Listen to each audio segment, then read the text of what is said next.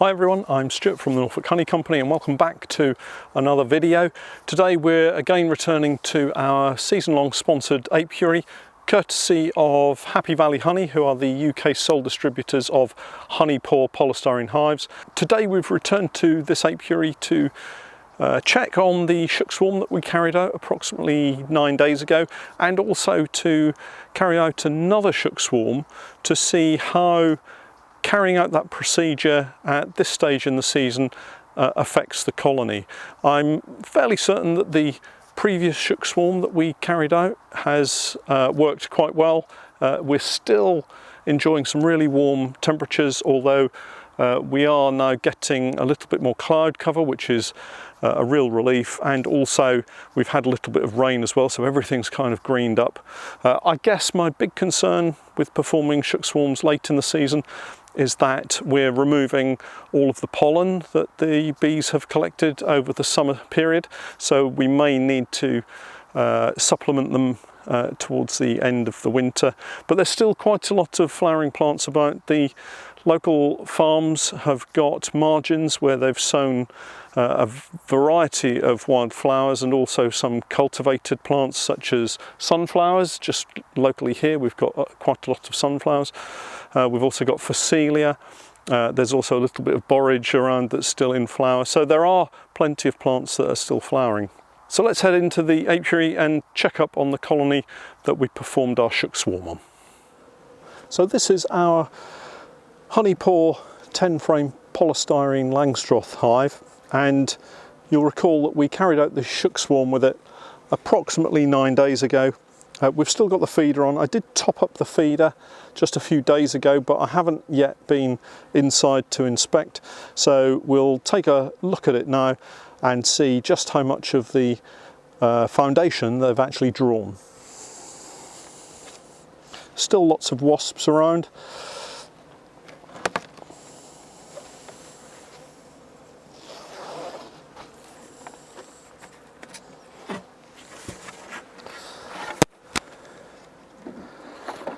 So the bees have actually taken quite a lot more of the sugar syrup that I put in. This is a 15-litre feeder. Make sure we have our smoker available.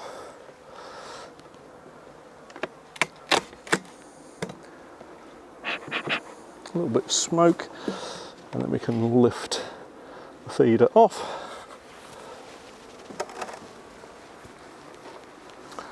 And let's bring the camera in and have a good look at what we've got.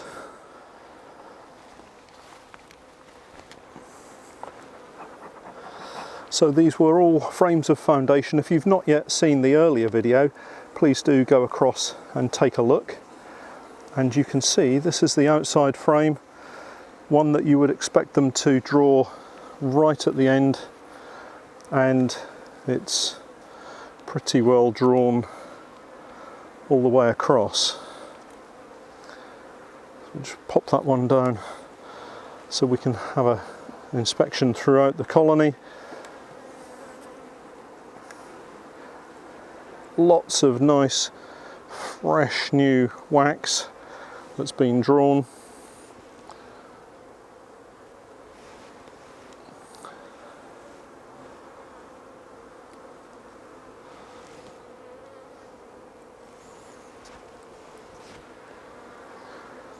And the bees are storing the sugar syrup in preparation for the winter months ahead. And as we head in towards the autumn and winter months, it's important that you don't leave preparation for the bees until too late. So it's important to get everything in order, get any treatments that you've needed to put onto the bees for varroa, for instance, get them on and sorted. The bees are really pulling all of these combs really well. I think I mentioned one of the issues that I'm concerned about with performing a shook swarm so late is the lack of pollen, and none of these frames so far have had any pollen in them. So I'm pretty certain we'll have to give them a good helping of supplements in and during the winter. The other thing to say is that we need to make sure that we've enough room for the queen to lay. I've not yet seen any brood, so I'm hoping that in these last few frames we'll have a situation where we've got the queen laying some eggs. And in fact, yes, in this albeit small corner we've got the start of a brood nest. There are eggs in this area just here.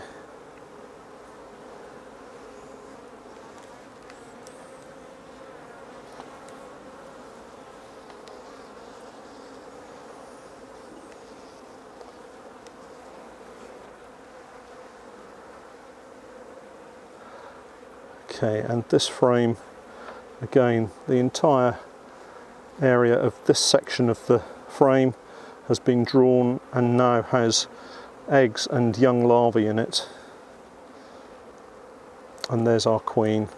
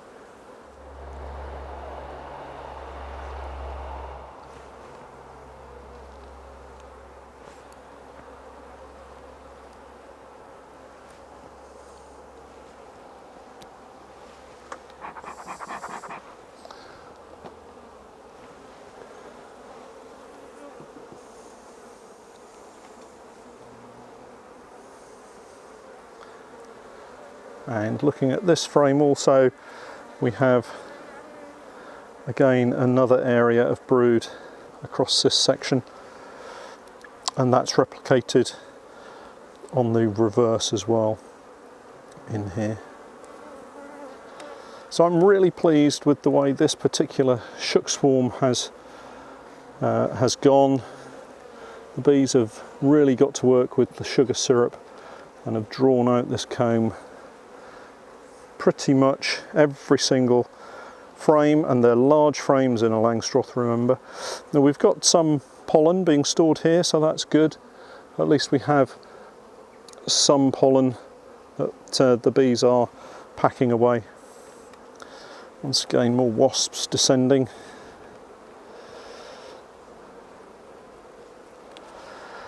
And so we can close these up.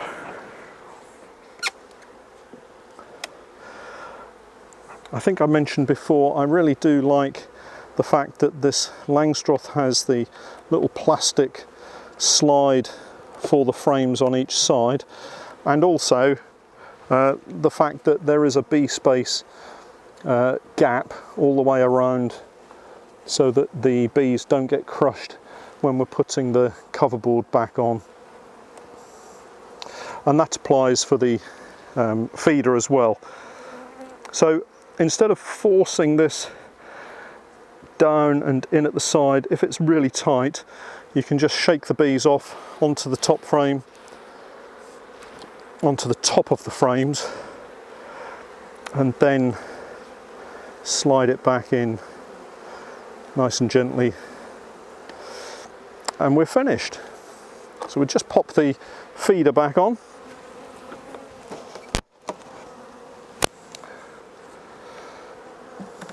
Just make sure that we don't crush any bees just by gently lowering it and easing the bees away. And we'll leave them the remnants of this feeder, and I'll just show you what we've got. So at this edge are the feeding sections, and you can see all the bees inside, and then we've got the actual feed, which has almost been completely used up, and of course the wasps will descend on it very quickly. So we'll pop the cover back on, and then we'll get the roof back on as well.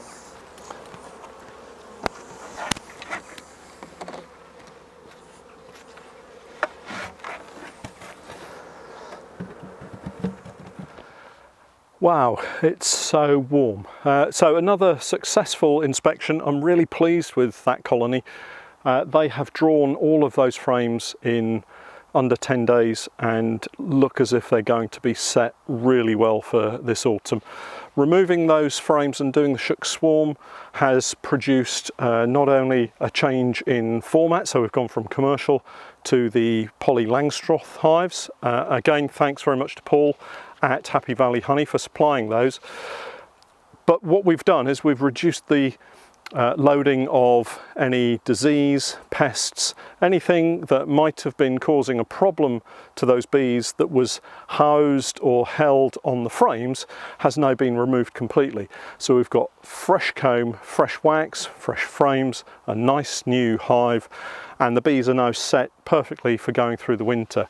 The wasps are really becoming a nuisance, and I've made sure that all of the entrances are reduced to about 1 or 2 bee spaces, regardless of the size of colony, because there are so many wasps around.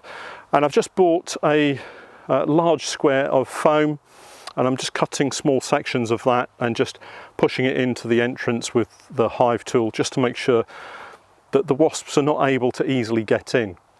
And I've just shot a little bit of video of a shook swarm that I've just carried out, another one, and that all went really well, but there's lots of wasps around the entrance. But what this video shows, I think, is that if you've got strong colonies, then generally wasps are not a problem. They'll try to get in, but as long as you've got plenty of bees in that brood box, they'll defend their colony, and they'll defend it successfully. So as long as you've got strong colonies and you're able to reduce the entrance, then I don't think you'll have any problem with wasps.